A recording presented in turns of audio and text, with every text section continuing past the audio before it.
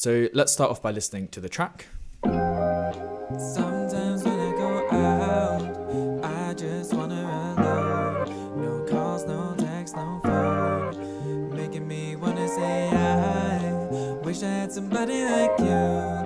Kinda bad with a sweet tooth too. My girl, my ride, my boo. Yeah, ooh.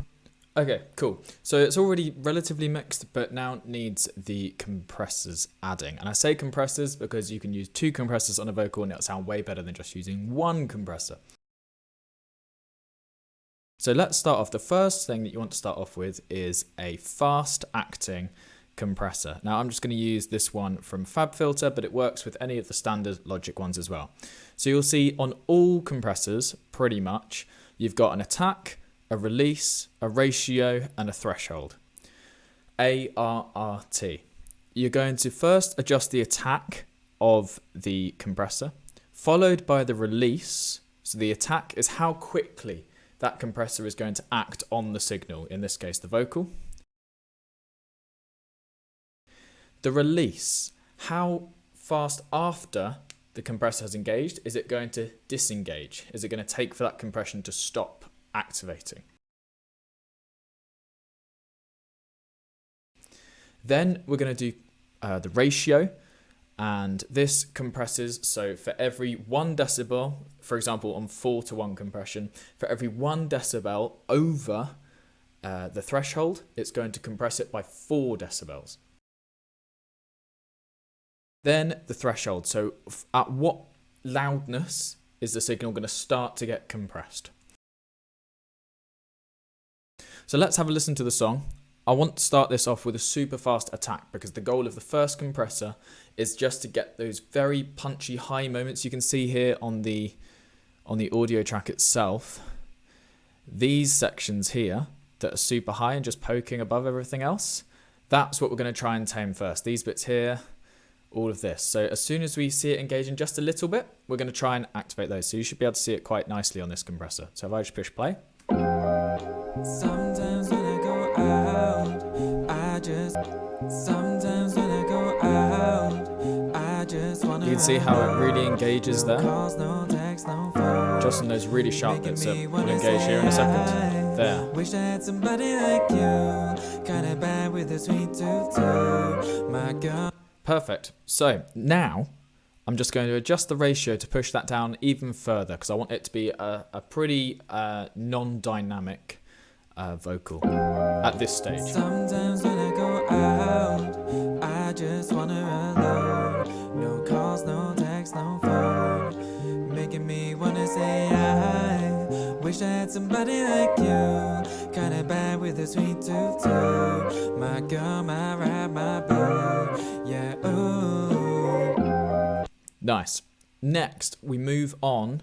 So on this one, I set that as like a 5:1, closer to 5:1. And the release is relatively slow with the attack at 0.005 milliseconds, or just as low as your one will go. Some of them go down as fast as 0. And the release at about 200 milliseconds. So that's the first compressor. Now, the specialty about adding 2 compressors is we can assign them to different jobs, okay, and it also becomes more transparent in the mix. So if you've got a really heavy compressor and it's trying to do all the work, it's going to be far more obvious that's what you're doing. And it's going to be noticeable on the vocal.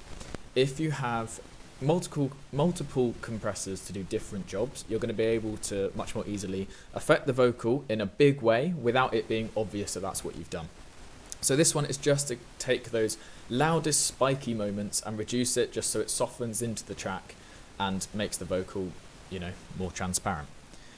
The next compressor we're going to use. Now you can use exactly the same compressor, but just change up the mode, or you can use a different one. I always like to use a different one. I'm going to use the Waves R compressor here. Again, you can use the Logic stock ones. It's just easier for me to show you using these ones as they're more animated. The goal of this compressor is just to smooth out the entire track once again, but we're going to have it always active. So ARRT, you adjust the attack first, and I want this to be a slow attack because we've already got rid of all the spiky bits, so this can be a slow attack, and I want it to be always active. Therefore, it's going to be a relatively quick release because the attack is going to be like so slow. It's just going to be sort of sitting and riding the track the whole time. You'll see me playing with the ratio. Normally I like to keep this at about 4, and the other compressor, the first compressor, should be slightly higher in ratio than this one.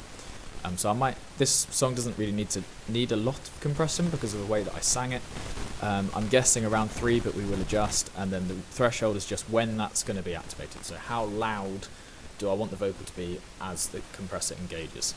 Sometimes when I go out, I just wanna alone. No calls, no text. So that's an example of far too much compression on this vocal. It goes really quiet. Sometimes when I go out, I just wanna alone. No calls, no text, no phone. Making me wanna say I wish I had somebody like you. Kinda bad with a sweet tutu. My girl, my... Don't be afraid to push up the gain, because obviously when you compress something, it's going to reduce the output gain. Sometimes when I go out, I just wanna alone. No calls, no text, no phone. Making me wanna say I wish I had somebody like you.